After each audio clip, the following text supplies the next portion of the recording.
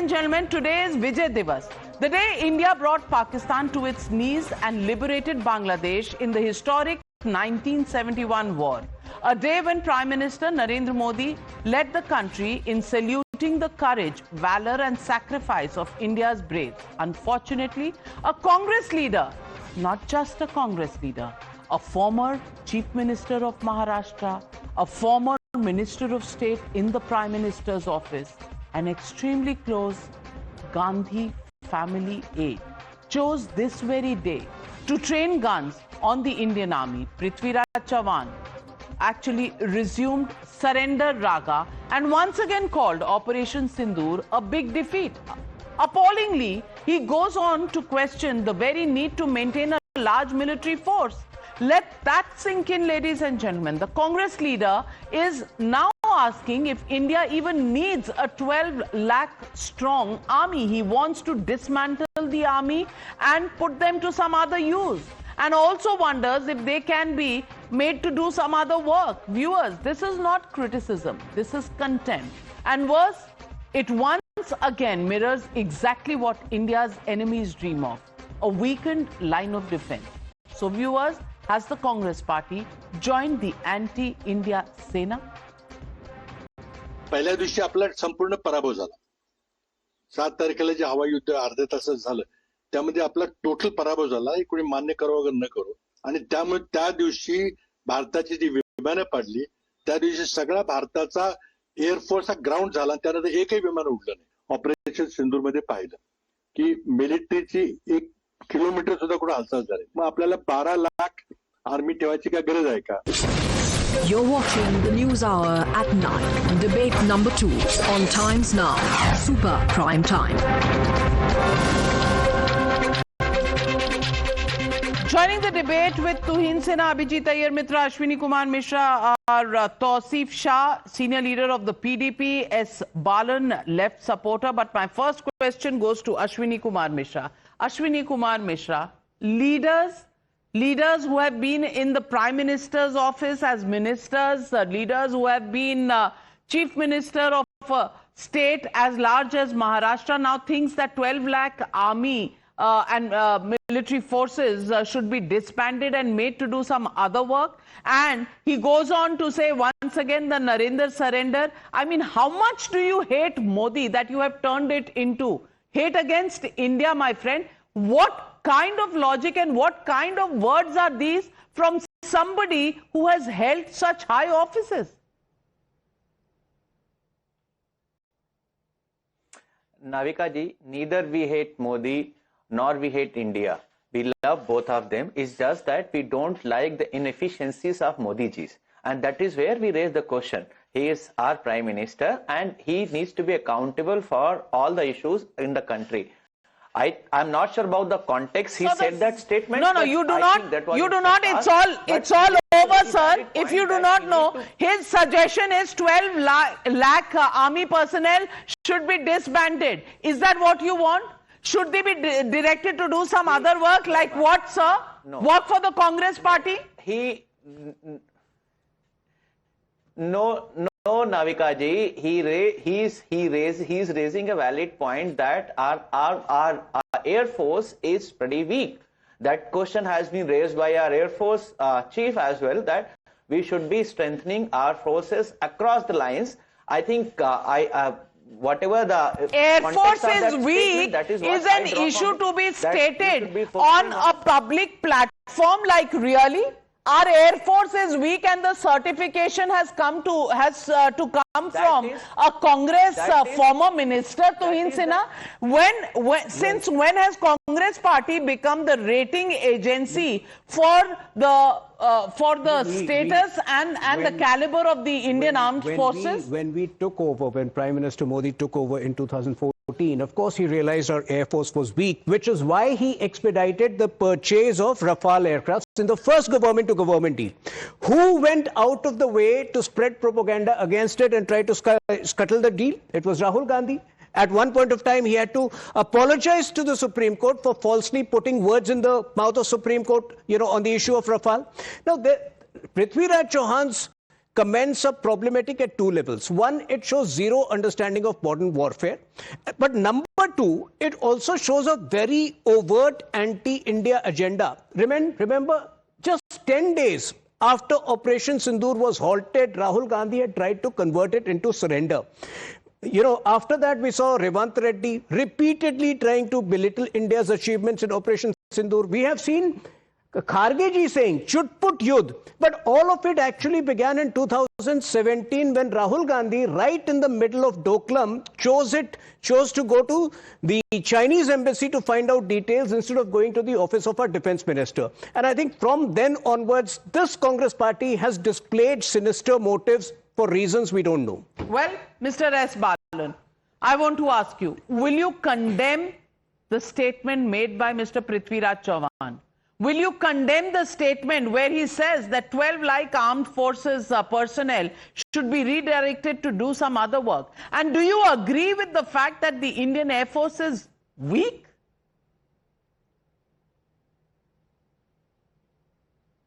See, before going to that point, I need peace, not war. I need bread, not bomb.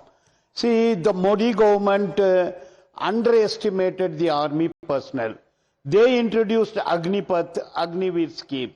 Casualization of Indian army is done by NDA government. Casualization of every institution of this country is by Modi government. See, what Chauhan has said, do we need 12 lakhs army when without increasing our other capabilities? It is a debatable point. Because he said so, one cannot condemn him and say that he is anti-national. What is debatable, sir? Is it debatable that the Indian Air Force is weak? Is it debatable that the armed forces should be doing some other work? You are seeing a debate there? You are seeing a debate there? That is my question to you. That has Modi hate converted now itself to India hate? Abhijit Iyer Mitra, he says merely because he has said so, it is not debatable. Abhijit Iyer Mitra, in their hate for Modi now, they will deride the country. So, Navika, you know, Mr. Balan's logic is typical leftist logic. They always make it when it is not China, when it is not some communist country like Cuba or China or Pol Pot's Cambodia, they will always turn the debate into bread versus guns, which is exactly what Mr. Balan did. But in their own countries which they run, they will always make it about bread and guns. Sir, That is exactly what you said. You started what I want more salary bread. That you pay? You said I want more bread, yes or no? You said it, no? I'm just taking on from what you said. No, you are reading in between the line. I said I need yes, bread, thank you very much. not That's the exactly war. what I did. I said I need the peace, not the war. No. So my friend, how do you get peace? By removing army from the border? Now, that is how you get peace? Navika, can I finish? Yes, Abhijit. So you know, it's very curious because But in both... I'm lowering your fader, Mr. Balan. You are interrupting every word that Abhijit is saying. Lower his fader. So in both Mr. Balan's logic and Mr. Chavan's logic, let us assume, yes, the Indian Air Force is weak. It is not, but let us assume it is weak. So what will you do? You then weaken other parts also, because the Air Force is weak, you will weaken the army also. You should then, even by their own logic, if the Air Force is weak, then you should demand a 2 lakh member army, not a 0 member army. No. What is this logic? And as far as I understand, Mr. Chavan's statement is something different. He is saying these days, oh, you know, drones are used for everything. You don't need so many ground soldiers and things. No, you do. This is an argument that was made when nuclear bombs were introduced. Oh, you have nuclear bombs, therefore you don't need army. No, nuclear bombs have their own role. Armies have their own role. Air forces have their own role. Navies have their own role. Drones have their role, and infantry has its role, and tanks still have their role. None of them are obsolete. None of them have been removed from the battlefield. So for Mr. Chavan, who is a former chief minister, to be so clueless about policy and security is particularly scary. But Mr. Balan, of course, lives up to every leftist stereotype. So I congratulate him for it. Well, Mr. Tausif Shah, I'm coming to you, Tuhin. But Mr. Tausif Shah, please pull out the statements of the armed forces when Operation Sindoor happened. In 22 minutes, our armed forces brought Pakistan to its knees. You think the army is weak? You think our armed forces are weak? 22 minutes is what it took when they went and destroyed every part of what was their action plan. I want to ask you, is the army weak? Do we need Mr. Prithviraj Chavan's certificate? Navika, speaking about the Indian Army, we are one of the very strongest armies in the world. We have to realize this, that we are one of the strongest armies in the world. But supporting Mr. Chauhan's statement, I would like to say that this is the time when we have to go for the modern warfare. We cannot go for the. We have seen ourselves that there used to be a time when there used to be land fightings. They used to fight between themselves. There were people on the both sides, and they used to start fighting. Now there's a time when we have geo-boundaries, when we have missiles driven by your artificial intelligence, and once you yourself know that I'm coming from the highest militarized zones in the world, I can say, from J&K. So we need to see that we need to, yes, exactly. Are you saying that political parties should decide what the security arrangements in this country should be? Should that be an issue of a parliamentary debate, or maybe the PDP's high-level working committee debate? I mean, will you leave the expert job to the security agencies and the armed forces, or will you want to decide it? What I mean to say, Navika, the people who are sitting on the helm of the affairs in the parliament, every one of them is a politician. They are all politicians. They have to decide the futuristic way. We have to see the futuristic way. We have to see that how warfare is taking place nowadays. Prithviraj Chavan is approximately 80 years old right now. He must have been 16, 17 when India suffered the humiliating defeat in 1962. So he has witnessed that. Why would a person who has seen India, suffer because of Nehru's miscalculations advocate that we don't need army?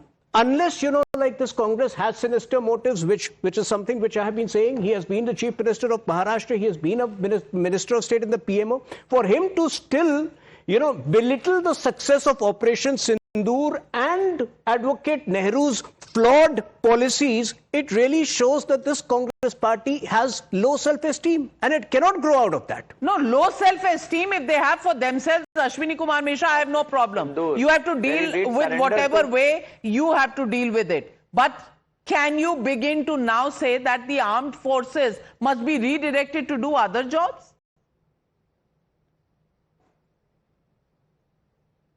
Navika ji, I am reading out one statement from Times Now itself, which says that our Air Marshal AP Singh once again raised the flag publicly, concerns about the shortage in fighter jet squadron leaders.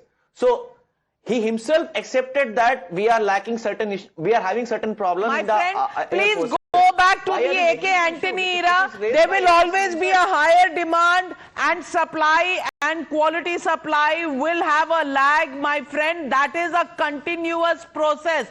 But to say that 12 lakh members of the army should be redirected into other jobs and that India has lost Operation Sindoor, that clearly is unacceptable in the country.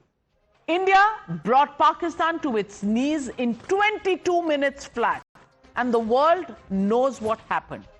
But when the question is raised, one after the other by leaders of the Congress party, one begins to wonder, does Modi hate or opposition to Modi really translate itself to opposition of India, to belittling India? That's the question we're asking on the News Hour tonight. Thank you very much to all my panelists for joining me on the debate. With that, it's a wrap. Good night, ladies and gentlemen. Be safe, and I'll be back on the News Hour tomorrow at night.